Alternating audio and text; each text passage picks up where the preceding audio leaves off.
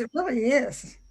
Might actually behoove us to consider in future years for all of your speakers, whether you can simultaneously have them come to the building, of course, and simultaneously also make whatever they are doing accessible electronically. To see if that can be set up in such a way that you then can continue to serve a larger population, which you are clearly serving now. That's a conversation that is absolutely ongoing, just like that. There are some classes that don't want to be Zoomed. And this one is one that almost certainly would want to be Zoomed. But it also depends on where the class is meeting per se and what equipment is available. Right. And that's a work in progress. Yeah. We're all learning, both the advantages that we've experienced through the electronic capacity to reach each other in all sorts of new ways. And of course, the disadvantages, the exhaustion, I don't know how many of you are feeling kind of exhausted just meeting other human beings as the Hollywood squares. Yeah, it's a bit tough on all of us, I know. I've been teaching like this for a long time at my seminary, but I have to say teaching like this at UNCC is very, very difficult because those students are not used to, that. And we also have much larger class groups, and it just is not the same. It just, yeah, I'm really noticing how tough it is on our students. So I'm worried that we're getting too comfortable to having our tea and whatever, as we listen. And Mary, you left, but last, I guess it was after our last services with the little fellowship group I now work with, and I was talking about getting together. One person said, yeah, well, I like this because I get home from work. I don't have to drive anywhere. I don't have to dress up. Well, okay, we'll have to think about how we want to do this going forward. So there you are. Yeah. Yeah, but it is interesting. I've been doing this so long that I know so many faces in this group so well because I see you every single year, right? Yeah, we're just going to go on forever, right? Right. Right. I will tell you, I'm sure that this occurs to you. It certainly occurs to me because it was Tony who kind of brought me into this world, that it's a little hard for me this year, not having him, be the person to welcome me. And so, yeah, well, maybe we can make this last session a little bit in his memory and just acknowledge how good and kind he was to all of us. I think we have about 2 minutes before we go fully on board. Is that right, William? That is correct. Okay. And I will get ready to share my screen and we'll get started. And we got 3 different stories to go through today, so it's going to be kind of intense. Hope you had the chance to look them over a little bit.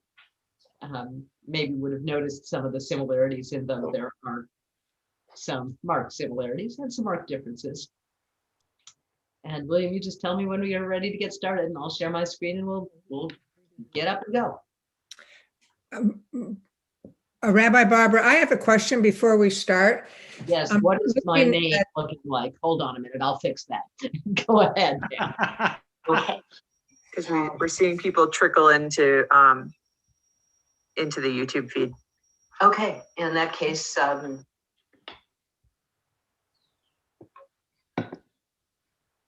yeah, Pam, your question before we start? Okay, yes. So we've been focusing on the role of the woman in ancient Israel. And I'm wondering, with Judaism, the lineage goes through the mother. And so that seems to be a real honoring of the female. How did that happen? How does that work into? We have no idea exactly why that transition and how that transition was made, but it wasn't made until well after the biblical texts were written. As you probably notice, in biblical texts, lineage goes through the father. Joseph marries an Egyptian woman, Moses marries a Midianite woman, and on and on and on. So that change was made probably sometime in the late Second Temple period or the early Common Era. And whether that was made quickly, easily, or just rabbinically and took hold after a while, we don't know.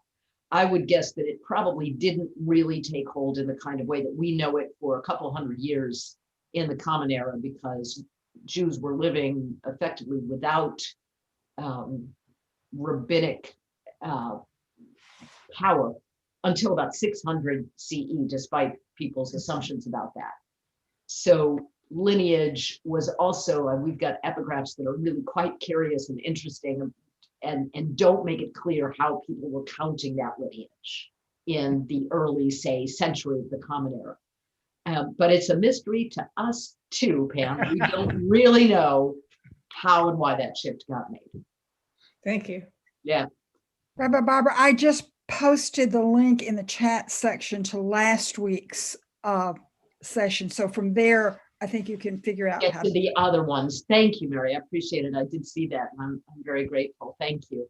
Mhm. All right, I think we will get started, and I'm going to not only evoke Tony's beautiful memory and kindness to us all, but also really think about, as I thought about all the difficult things I was going to say on Mother's Day, I was trying to think, how do we pray on behalf of a world in which all mothers and fathers really would feel that their children were always safe. And so evoking that idea, right, that our children will be safe, that we are here to create a world that will be safer for our children, and in this crowd, I imagine grandchildren. I ask the Holy One of Blessing to be present with us, even in difficult conversations, to grant us compassion, understanding, kindness, and respect for each other as we traverse what may be difficult and challenging territory of those texts we call holy and sacred. May we say amen.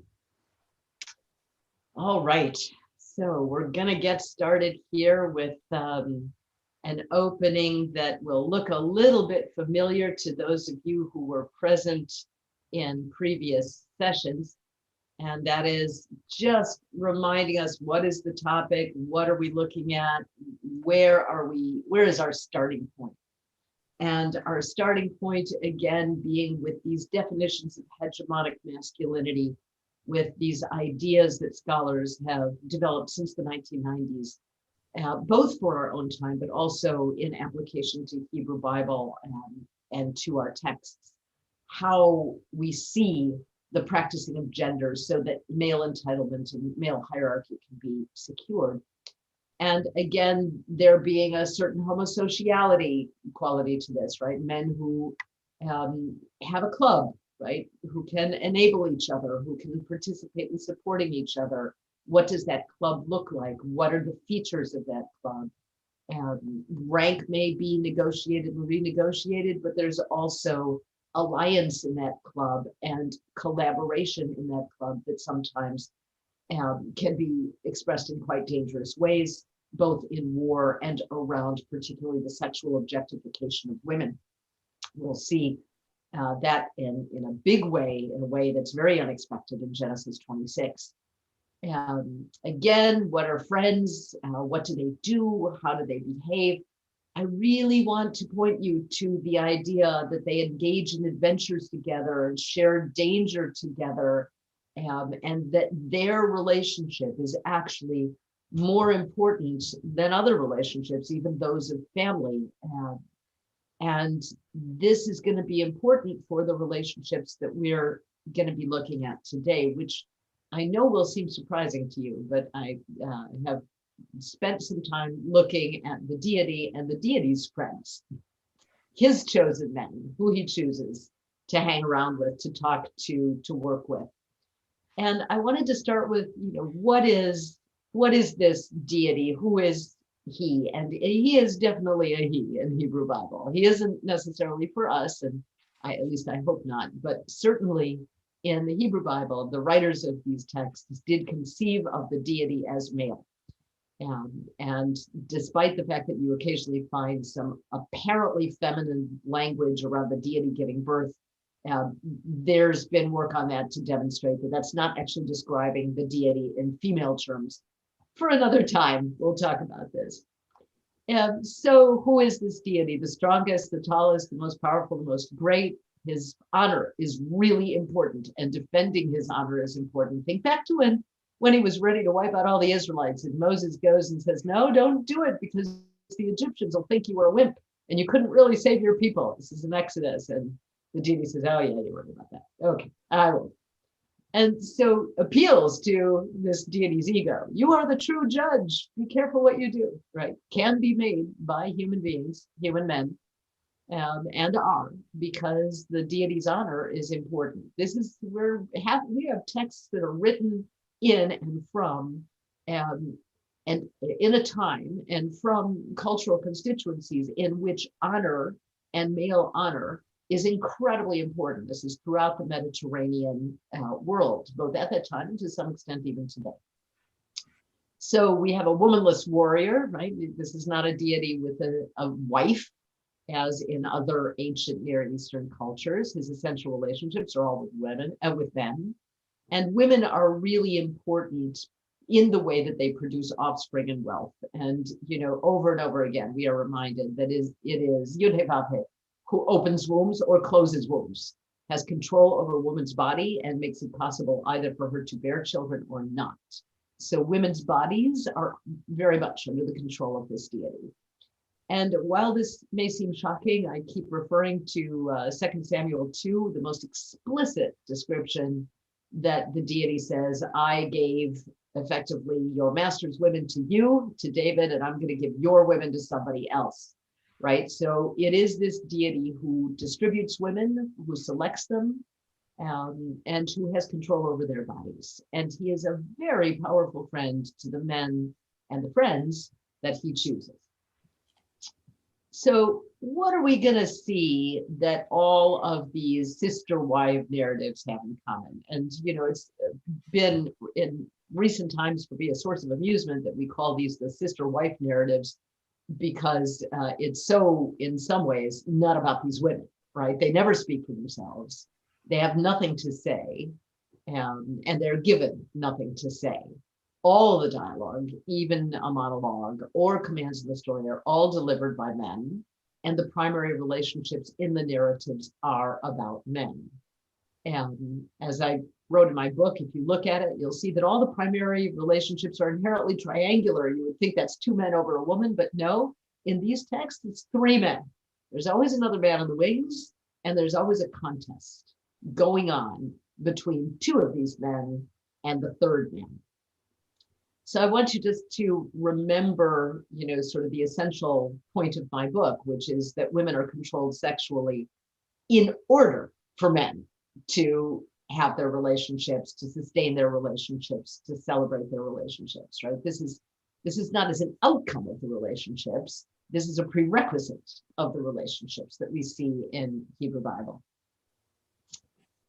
So what are some of the things we're going to start with in Genesis 12? So the deity chooses this man. And remember that friends share adventure, they share danger, and these are going to be following. And we really need to look at who is going to be the opponent in Genesis 12. Who's going to be that third man in the wings? Because that third man in the wings is arguably, for biblical writers, the most powerful man on the earth, and that is the Pharaoh of Egypt. For biblical writers, we are looking at a situation in which Egypt and the Pharaoh consistently stand as a kind of nemesis to the Israelite deity. First Abraham here, then the grandson Joseph. They're all going to work together with the deity to embarrass and control and even mortify the pharaohs of Egypt, of their respective generations. In Exodus, it's going to be Moses who will act as the agent and messenger for Pharaoh's humiliation at the hands of the deity. And in all of these confrontations with Egypt, the Israelite deity and his male friends will face a kind of danger together with this powerful opponent, and they will earn victory and they will earn honor as a result. Again, in this time period, earning honor earning glory is a fundamental part of the cultural good for being a man. So we want to remember who the enemy here is, or who the third man in the room is. What happens, right? As Abraham's retinue is about to enter Egypt, he absolutely manipulates his wife with the most magisterial skill. It's quite, extraordinary. I know what a beautiful woman you are, he says in 12:11. In 10 verses, we're going to find an awful lot going on. And remember, this is Abraham's words. If the Egyptians see her and think her to be his wife, they will kill him and take her, right? Is there any evidence that this is a certain outcome? No, but is it a claim he makes? Absolutely. And he ends that claim by saying, please say that you're my sister, that it may go well with me because of you, and that I might remain alive thanks to you. So I just want to walk through why this is transactional language. The Hebrew phrase here that I have on the left-hand side, right, in Hebrew, is also translatable as for the price of you. And that is how it shows up in Amos and other kinds of texts. Also Genesis 39:6. This for the price of you is a more literal rendering of that Hebrew. But effectively what it means is that your beauty, Abraham says to Sarai, your beauty can actually yield me a real profit, and exchanging sexual access to a woman's body in order to gain material wealth will be a feature of all three of these stories: offering or actively exchanging a woman's body, getting wealth as a result. So we want to kind of think about like what's going on here, reminding ourselves of Gail Rubin's famous texts about the traffic in women, right? And how we see in hegemonic masculinity a traffic in women and women's bodies going on all sorts of levels to achieve power, to achieve rank, to achieve status, and to achieve control. So what happens here, right? What is the active outcome? One man is presenting his wife for sexual use by another man. Remember that Abraham is a wealthy nomad, right? But apparently his wife is so beautiful and so sexually attractive that even though she's a mere sister to a wealthy nomad, she's a fit wife for the ruler of the mightiest empire in Abraham's time. And so she's brought to Pharaoh for, no question, sexual use. And the author makes that very clear. In Genesis 12:19, Pharaoh announces that he's had sex with Sarah. He's used a standard Hebrew phrase, ve'ekach ota, I took her, right?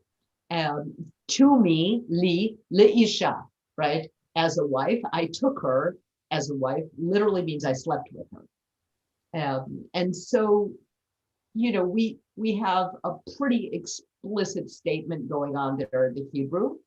And what actually happens in my book and now, I would say to you, yes, there are going to be plenty of people who will tell you, plenty of scholars, who will say, well, Hebrew doesn't have a word for rape. So if you use the word rape, you are retrojecting, right? You are putting a modern word into an ancient text. So it's true that Hebrew has no word for rape. Hebrew has different kinds of words for humiliate, debase, degrade, but there's no one-to-one correlation. And what happens to Sarai is clearly a situation where there's no consent, there's no clear activity here. She's been forced into a situation of adultery, and that adultery is enacted through the power of the most powerful man in the world. And so for that reason, I am not going to shy away from using that term. If you don't have the power to control your own body and a man has the power to control your own body, and two men have the power to control your body. Actually, a bunch of men, because some men take her to Pharaoh, right? All these men have control over Sarai's body, but she does not. For me, that constitutes an act of rape. And it is interesting that only after Pharaoh has done this, is there some kind of divine response. And then there's a great humiliation of Pharaoh. He is left vulnerable and anxious and fearful. He has to do anything he can to get Avram out of the way. He even provides, his own men, get this guy out of the way. It is actually the Pharaoh who is most concerned about what he has done, not Avram and not the deity. And what really has happened here is an utter and even public humiliation in the story of the Pharaoh of Egypt. So, who wins? What is the outcome? You have here, oopsie, I'm so sorry. The outcome is that you have a fearful and vulnerable Pharaoh who's been humiliated. You have a wealthy patriarch and a deity who's demonstrated his power in space. And again, if the deity was concerned about Sarai's body being used by Pharaoh, he should have stopped this game before it started, right? And he's not. He is not concerned about it at this point. So I think that's something to be thinking about. So what do we happen when we get to Genesis 20? Once again, this time it's now Abraham because he's been renamed. He puts it about that Sarah is his sister. And once again, we have the same situation that she's going to get noticed, and she does. But we have a real problem here because in previous texts up to Genesis 20, the deity has announced that Sarah is going to get pregnant. In 1 year, she's going to have a son, he says. So if she's pregnant at this point, and if some other man sleeps with her at this point, then Isaac's lineage is potentially something of a problem, as you can well imagine. So in this situation, in order to make sure that there's no question that Isaac is Abraham's son, the deity is going to have to act, right? And is going to have to act right away. So Abimelech starts dreaming, right? He's just had Sarah brought to him. That's why I have, what's he dreaming about? We, as an audience, if we imagine ourselves, the audience of the text of this time, which is a bunch of biblical, of ancient Israelite men. These texts are written by men and they're written for men, right? You imagine the audience here. They're imagining Sarah being brought to the king's harem. You can imagine what potentially is going on in their own heads. And so you can imagine what we are meant to think is going on in Abimelech's head. And instead, it's the deity who shows up, and he absolutely shuts down the dream that the king could otherwise have anticipated, and makes it impossible for Abimelech to touch Sarah. In other words, he effectively makes Abimelech impotent. And much of the subtlety of the rest of the text is around Abimelech trying to say, almost imply, that he has slept with Sarah so that he won't look like he's impotent in front of his own men. Some of this is very subtly revealed in what's going on in the Hebrew there, but I'll see if I can try to explain it to you. So one of the things that happens here is that the deity announces that if Abimelech doesn't want to die and see the death of everyone who belonged to him, he has to restore Sarah to Abraham, right? So there's a big, big threat of everybody's going to die here. And what happens?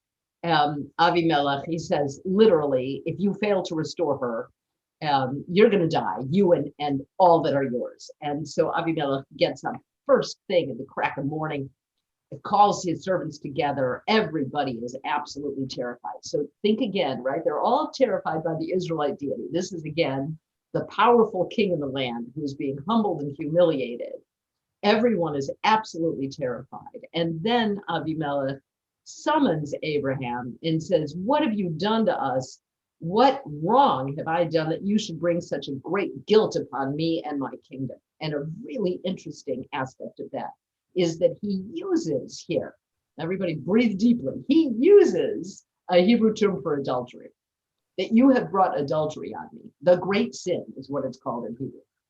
So Avimelech implies, yeah, I've slept with your wife. You've brought me to that, right? In front of all these men, Avimelech is doing a lot of blustering. He's doing a lot of, self-promotion. The king doesn't want to look like he's impotent, right? And so there's a kind of interesting moment here where he sort of does a public display, right, of his sexual access to Sarah, and then big public blame of Abraham. And Abraham responds with this, I didn't think there was fear of God in this place. Look, I thought people would kill me because of my wife. Again, these words are coming out of Abraham's mouth. We don't actually have any evidence that in the ancient Near East, men were killed for their wives on a regular basis, right? Like, we don't have that evidence. So all we've got is Abraham's word here, and that's the word of a biblical author who is telling a story. And Abraham says something very interesting. We'll come back to this in a minute. She is in truth my sister, my father's daughter, though not my mother's, and she became my wife. There is only this location to suggest that Sarah was Abraham's sister, and we also want to be clear that there's no other corroborating evidence anywhere else in Hebrew Bible that the story that's being told here is true. So again, we don't know, is that just Abraham talking or not? We don't know. Certainly Sarah never says yes, right? Like, absolutely, no question about this.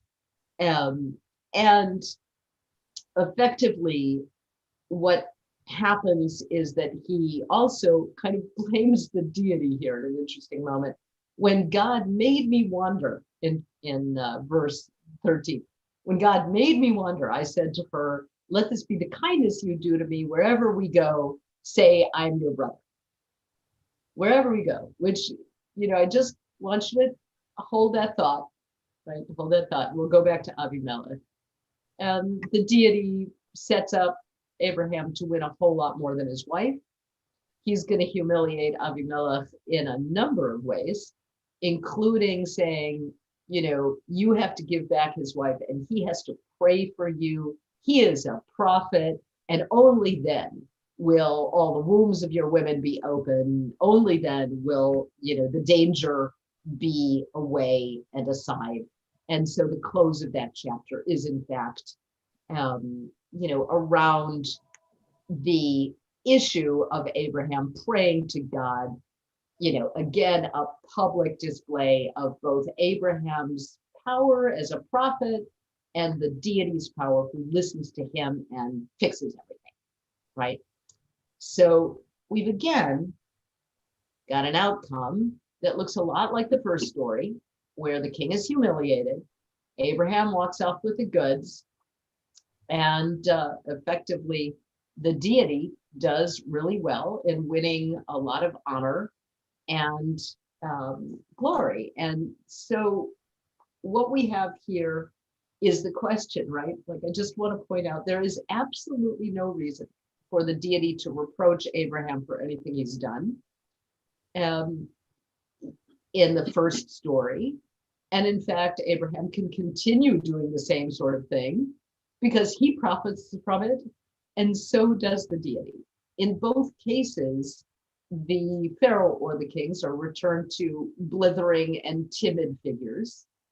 And in both cases, Abraham walks off much richer than he was to begin with. So making the foreign king ridiculous is kind of a trope here, right? That we're seeing this emerging story over and over again. And this story actually happens elsewhere, all over Hebrew Bible, where the Israelite deity and his men make the foreign king ridiculous.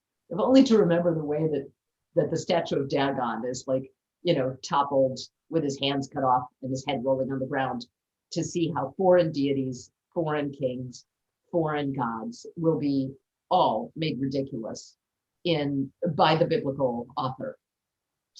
So again, I just want to point this out for us to think about that particular text.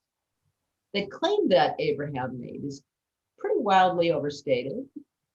He's had a copious travel itinerary, but he's essentially claiming that he publicly claimed that Sarah was sexually available wherever he went, right? Wherever he went, she was his sister. And she was therefore, in the eyes of wherever he went, sexually available. And so I just want us to sit with that claim and think about it, and think about how that might have affected, if we think about that from Sarai or Sarah, as she becomes, her perspective, what that might feel like. To be constantly publicly presented as the sister rather than the wife, and then to be potentially endangered in these kinds of transactions, and to already have experienced the actual danger of such a transaction in Pharaoh's harem. So just something to think about. Okay, so, there's a lot of like father, like son stuff in the Hebrew Bible.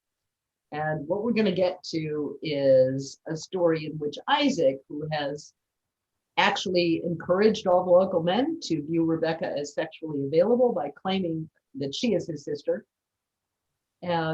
literally sits or lies with Rebecca in full view of Avimelech. We don't know who else is watching. It seems unlikely that there weren't other men looking through the windows of the castle or in the area watching. You can pretty much guarantee that most palaces have more than one window, and the king himself may not be alone. The author then describes Isaac fondling his wife. That's another way to translate the word here. Avimelech watches the scenes and immediately understands that Rebecca, of course, is not Isaac's sister, or that Isaac is committing incest. One of those two things is going on. The king gets to be revealed as a peeping Tom. And just like the other kings before him, the same blustery response. What have you done? One of us might have lain with your wife. You would have brought guilt upon us. Again, this kind of big blustery performance, which is immediately followed by an acknowledgement of who the powerful, not immediately followed, but in the story followed by the acknowledgement that this deity is the most powerful, and we have to do something to propitiate and take care of his best friend, the right here now, Isaac. And Isaac, there's a lot of interesting sexual innuendo about how Isaac becomes incredibly fertile after all of this and amasses all this wealth, and everyone is extremely jealous of him. And there are contests over where he can settle, and then there has to be an agreement with Avimelech, in which Avimelech acknowledges the power of the deity. This whole story ends up being about how Isaac is going to, once again, like his father before him, get the goods. And it is important for us, I really want us to breathe in what we have read. We have read about the sexual objectification of Rebecca. We have read about effectively an indecent exposure of a patriarch's wife. We have read in a way that makes us ourselves voyeurs, because we effectively stand right next to Avimelech and see what is happening to Rebecca. And it is pretty interesting that the biblical author tells us that Avimelech will call out to Isaac after seeing him play, fondle his wife. If Avimelech can call out to Isaac, Isaac and Rebecca are within hearing distance. How close are these people, these actors? What kind of display is actually happening here? And what does that mean for both the male biblical author, who is clearly titillating his audience with these stories, and the actual audience for these stories? So, once again, we have a king demanding an explanation, and once again, we have a bristling and blustering, and once again, we can expect. Just sing the chorus here, right? It's the same story effectively every time. And it's important for us to notice that the deity never reproves Avram or Abraham for any of their acts of deception. But what is happening is that the deity and his chosen man are proving the absolute power of their alliance, proving how loyal they are to each other. Their relationship is absolutely reciprocal, and it supersedes family ties. The women are not important here insofar as they are human beings. They are important in terms of what their body and the use of their body in this triangular arrangement among men can get them. And so reputation and wealth and honor is one for both Isaac and for his deity. He becomes wildly wealthy. And once again, we have a story in which the deity proves that foreign kings are absolutely helpless before him. What's the point of these stories? Well, it is not about the matriarchs. There have been a lot of ink spilled on the desperate situation for the matriarchs, and that the intention of the biblical author is to get us to notice the matriarchs. No, I don't think so. I don't think that it's about the matriarchs. The matriarchs is about these male friendships and about these male alliances and about these male transactions and about how you win honor and power and glory and wealth in contests with foreign kings and foreign pharaohs. And the male characters absolutely share the exploitation of women and their bodies in the pursuit of these aims. And the last bit here, I want you to notice how present this should feel. Men who rule confer wealth. They decide how women's bodies are to be used. They access other men's women, and they can act as voyeurs. We have seen an awful lot of this play out in story after story after story, from stories around Prince Andrew and Jeffrey Epstein to stories about the previous administration and the men in that previous administration and the kinds of behaviors that they engaged in, to stories about Matt Gaetz and so on and so forth. This is everywhere. Some of this is going on in my own university right now, and becoming public. And so the fact of men covering up for other men or managing other men or colluding with other men and using women's bodies as they do so is still a really important feature of our age and our society and our culture, and not ours alone. So I've given you this quote again and again, but I want to really emphasize this is what is going on in these texts. And if we cannot name this, as I've said to you before, if we can't name that this is going on in our texts, then we can't name it when it's happening around us. We can't name it when we see it in front of us. If we permit this to go unnamed, then we are really doing a serious harm, because in permitting this to go unnamed, we effectively also enable it. And I say this, right, as knowing full well that these texts are considered sacred and holy to both our traditions. We have to still figure out what we think about texts that can also be obviously and consciously toxic, and can be toxic even for our own time, because we have not divested ourselves of the very things that these texts portray as normative and normal and acceptable. So again, what is it all about? I think that we have to name that hegemonic masculinity in the Hebrew Bible does depend on practicing gender on behalf of male entitlement and male hierarchy. I do think we have to acknowledge and notice that male friendship depends on male homosociality, right? Men, again, colluding, collaborating, and allying with one another, and doing so with a mutual experience of sex and sexuality. And that sharing the female body and manipulating it and exposing it is the raw material for male friendships in Hebrew Bible. And while I don't have time to do the whole David and Jonathan story, it's in my book and it's there too. So I want to end with a prayer. May victims be free to tell their stories, and may they be heard and acknowledged and understood.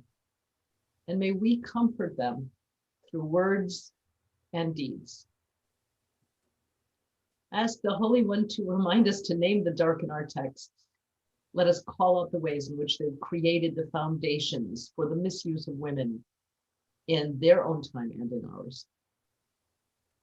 May we do the same in and for our time, in all our private and public spaces, wherever we are. May we call out and name the things that we know to be wrong. And may we build a world in which our bodies and hearts and souls are all protected and safe and secure now and in our own time. The dedication to my book actually reads, this book is dedicated to Rafe and Eric Henning Thiede, Men Who Heal. I want to acknowledge this because my men are men who heal. And I am convinced that there are men in this room who heal and who have been known to be healers. And I ask them to be conscious of what they've done to heal. Women who have been victims, to be aware, to be present to the task, and to know that there is still so much more to do. Thank you for listening for 3 weeks to some really tough stuff. And now I think it would be time for your comments, your questions, your thoughts, anything you want to add to this conversation as we think about these texts. Barbara? Yes, Rick. Van here. Is there implication in Hebrew Bible that the men, the Abram and were knowingly performing these kinds of things to gain wealth, or did it just happen to them as a result? Well, you know, the fact that Abraham says, say that you're my sister, so that, right, effectively, those words can literally mean for the price of you. He knows it's a transaction. He knows that there's a potential win in that. That women are consistently moved around and men gain power and control and power control and rank, suggests that they know full well, and the biblical writers also know full well, that women's bodies actually can be used to gain power and rank and wealth for men, because it happens all the time, all the time.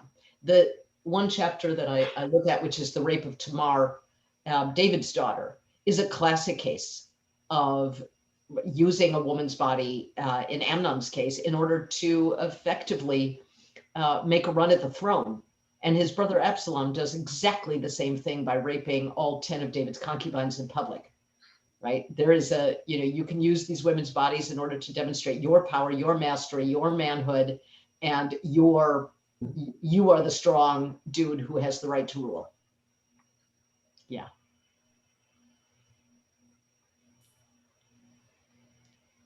So that's the bad news. Yes, go ahead. My question is about modern Judaism. I'm thinking about the women's movement in the 60s, and so many Jewish women were at the head of that. How does modern Judaism deal with this issue that you've led us through these 4 weeks? So I want to say it sort of depends on which Judaism you're looking at. Like Christianity, there are lots of different expressions of Judaism. African and Asian Judaism, you know, Judaism shows up differently in different locations of the world, and it shows up differently in even our locations. So if I were responding from modern, you know, Orthodox Judaism post-Holocaust, I'd have a very different response than I would if I'm talking about Reform Judaism, Reconstructionism, or even Jewish renewal. I would like to be honest about this. I would say that we are still struggling with our demons. There is, I think, perhaps, this is a broad generalization. I'm kind of afraid to make it like, are we more willing to examine the ugly in the texts? I do think if I'm fair, I would say that it is my impression that my Christian students are not given that kind of permission in their upbringing to question the texts, the extent to which that permission is granted and even encouraged in my own, to like, we actually call ourselves God wrestlers. But even as I say this, if I'm fair about it, I would also say I think we are still struggling with the outcome of ongoing questions of what is good behavior, what is bad behavior. So as an example, Shlomo Karlebach, who was a fundamental leader in the movement that I'm involved in, Jewish Renewal, after he died in 1993, a number of women came forward to say that he had been sexually harassing them and in ways that were really, really quite upsetting, very upsetting. And this man's music is about the most popular music in Reform communities and Reconstructionist communities, and even in Jewish Renewal. And so we have this ongoing, continuing debate. Do we sing his work? Like, what do we do with the realization that there was, in effect, a man who molested women as young as 12 or 14 among us? You see what I'm saying? So I don't think we've got a corner on the market of figuring this out. Though I do think that the discussion has been one that has been ongoing and public, but not ongoing and public enough. Does that make sense? Yeah. And I would guess that there are some Christian communities that look like ours in that sense. Bill, did I see your hand? Yes. What do we say about the motivation of the biblical writers who included this and are thereby complicit in the continuation and approval of this behavior? And how are the biblical writers, at what point, if ever, are they redeemed as being worth paying any attention to at all? I cannot tell you how much I appreciate that question. That is just a wonderful, wonderful question. I don't think that biblical writers, I think they absolutely believe that the way they were presenting the narratives of the Israelite people, they are men, they are writing for men, they are writing about men. The very phrase Am Yisrael, which is so frequently treated as people of Israel, really literally means, really not literally, but is always actually referred to men. They're writing about men of Israel, right? That's their audience and that's their interest. So their stories of the Israelite project, of the Israelite deity, representing a tiny little population in a world that is dominated, Bill, by the Egyptians on one side and the Assyrians and the Babylonians on the other, right? And you're going to tell the story of why our people and our God are powerful and strong. You're going to use all the trope of ancient Near Eastern culture, which emphasize from Gilgamesh and Enkidu on the power, the control, and the importance of men and male deities. So they're just writing out of, a worldview that for them is not going to be disabling to what they imagine the world should look like. Our problem is this. We pray, I often tell my own folks, we pray to what I call an interpreted God, right? We're not praying to this deity. None of us could. Could any of us pray to a deity who says it's fine, if Pharaoh sleeps with the matriarch, it's okay, right? We don't pray to that deity. We wouldn't accept that. We pray to the deity we can find in these texts that we can feel safe with and comfortable with. And we've been doing this for 2,000 years. We've been interpreting these texts so that we can hold them, so that we can own them, right? so that we can find the deity who is passionate and kind, who with his hands closes the door to the ark so tenderly, or clothes Adam and Eve before he sends them out into the garden. That's the deity we relate to, we connect with, and we pray to. The problem is that if we do that at the price of ignoring that the texts that we are using and relying and reading again and again are texts which describe a masculinity that is toxic for women, if we do that, ignoring and pretending and putting those aside, cherry picking only the pretty God out of them, then effectively we enable all of that. So I think the onus is not so much on the biblical writers. I mean, I do try to expose them for what they do, right? But the onus really is on us. What do we do now with these texts in a way that will help make them safe? And one of the ways that you make them safe is to call out where those sects are dangerous, if that makes sense. Does that make sense? Yeah, yeah. So thank you. What a wonderful question. Rick. Yeah. The triangularity that you mentioned in these stories kind of intrigues me, just in terms of, and again, I'll kind of set this up with regard to coming at these stories from, as a reader or a listener, as a modern male versus maybe a modern female, with the idea that, just reflecting back on my own experience, that was kind of triggered a little bit by the Nova special, or the Nova TV series a couple of weeks back that was entitled Picture a Scientist, that was talked about sexual harassment in academia.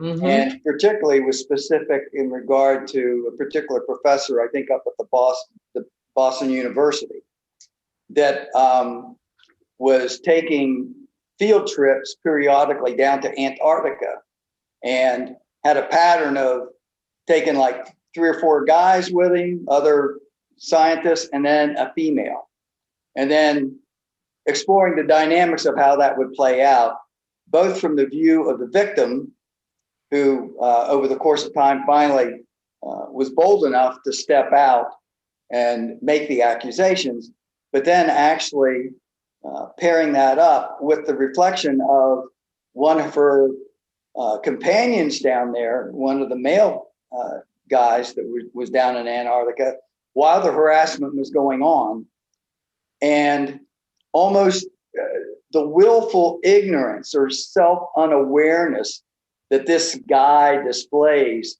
and finally realizing on camera in front of this woman years later, that, gosh, one side of me was embarrassed, but I didn't realize it was that bad, and I should have spoken up, but I didn't. I feel so bad for you, da, da, da, da. And I must admit, it rang true to some extent for me as somebody that was in college in a fraternity and experienced many times when the guys were guffawing and just having a laugh at the expense of women. And, it wasn't certainly always me that was the leader. Hardly any time was it me the leader. But did I chuckle? Did I look the other way? Did I just swallow it and move on with my life? Of course I did. So, as much as we want to push these stories off, I think if we're honest, and I'm speaking as a man who hopefully is a little more self-reflective than some of the people in that PBS show, I find that I can't push these stories away as much as I would want to, and to my own embarrassment.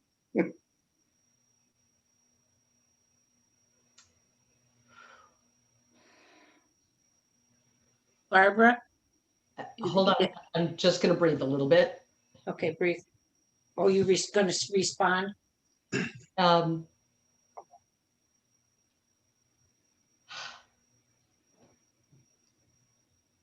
given what's happening at UNCC and the extent to which we are discovering how men were colluding, collaborating, and hushing things up, Rick,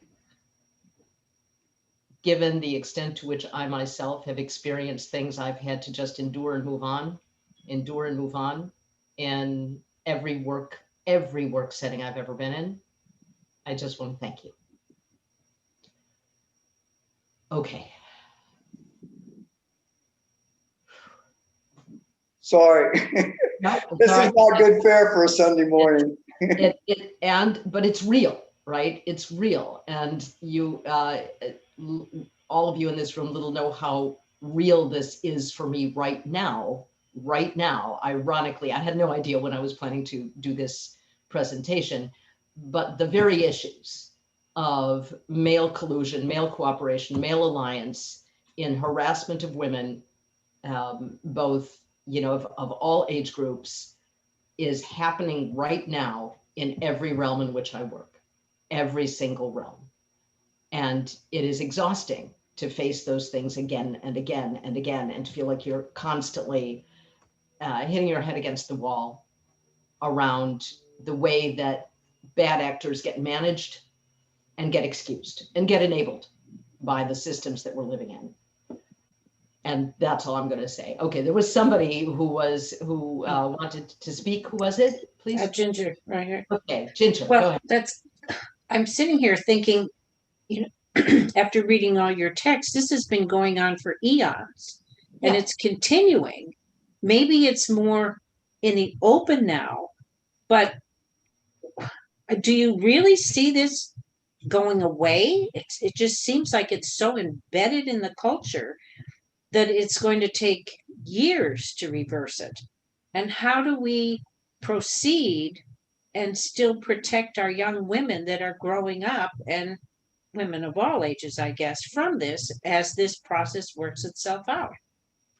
So Ginger, I would say we've got the very same problem with racism. Yes, definitely.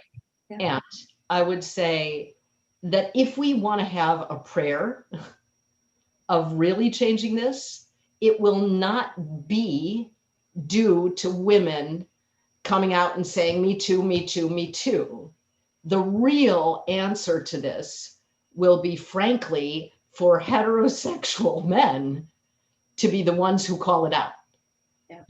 Right? And so the fact that at my university, men covered up, men colluded, men did not call out the behavior that they saw, right? You can't ask the victims to always be the ones saying, please, please notice, please, please notice. It's only when the people who actually have the power and have had the power for eons, as you've put it, say, wait, this is wrong. We need to stop this, right? In the same way that I would argue that you can have people of color constantly telling us, look, racism exists. It's a problem. Please notice it. But until white folk wrestle with their history, acknowledge their history, name their history, and make restitution, no, you're not going to see the kind of change that I would want to see occur, because frankly, I'm hoping in the next 5 years to become a grandmother. And if and when that happens, I want my grandchildren to be safe, whatever their gender, whatever, whoever they are. So I think that we actually need, more than anything, we need allies in powerful, strong, clear men. And look what we got.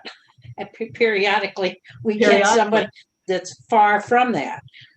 Which is really telling us how far we have to go. And I can honestly tell you, Ginger, that when Christine Blasey Ford and Brett Kavanaugh were like on our screens, I spoke to two of my my colleagues at my seminary, two men who are the kindest and gentlest of men. And they both told me, that they watched this with so much sorrow. They were crying. They were so upset, right? And I will tell you inwardly my honest reaction. I was so enraged I could barely talk to them. I wanted to scream at them, where were you when? Only now you're realizing? Only now? Because you and I grew up around the same time, and I can tell you it was everywhere then, it's been everywhere since. What has it taken for you to realize this? Well, how are the many of the women were around you that you weren't listening to, you weren't paying attention to, and you weren't noticing? Rick, in a way, I was responding to them like this one guy in your like, wait, what did it take for you to notice? And yet I also want to say that I have been blessed, personally blessed, by men who have been able to see and recognize and name in ways that have just shown me that, yes, it can be done. We can all learn. And we can work together on this. So I want to stay hopeful, Ginger. Let me stay hopeful. Please, God, keep me hopeful. Yeah. I think it has to be done at a very young age. And a very high level. And a very high level. And being a teacher, we just keep loading more into the curriculum for the teachers to teach. But after hearing this 3 weeks, I really feel that there's got to be something done at that real elementary level. I agree with you. And I also think at the highest levels, right? Yes. We cannot afford to have men in power permitted, enabled, and at least sort of like you look away, right? We can't afford that, because the education at the lowest level is only going to work when the top level says, we're going to stop this, right? We're going to actually work systemically to rethink this. We can educate all we want, but if people are growing up into the same systems, right? Those systems have a way of being incredibly pervasive and resistant unless the people who control those systems acknowledge the need for change and name it and do the change. So there's a lot of law that needs to be passed on this too. Yeah. So other thoughts or contributions? Thank you, Pam. I know it's been a hard 3 weeks. When I talk to John, I'll see if I can pick up something a little bit lighter for next year, because last year we had Lamentations, this year we had this. Though, heads up and warning, my next book is called Rape in the House of David, A Company of Men. So am I going to continue to be doing this work? I will. Do I feel like we need to acknowledge what we see? I do. Do I know that I am working with the clearest, kindest human beings I could hope to work with in making this world a better and a safer place? So all these years that I've come to visit you, I know I have allies here, and I want to thank you for being my allies in this struggle. As one of my students said to me 2 weeks ago, who do you want to struggle with? Who do you want to be in the struggle with? So you're it, folks. I want to be in the struggle with you. Let's do this thing.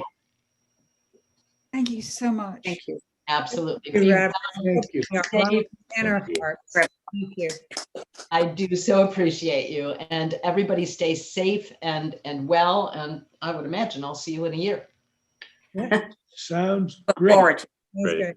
And if anybody needs to reach out to me, you know where I'm at. So just let me know.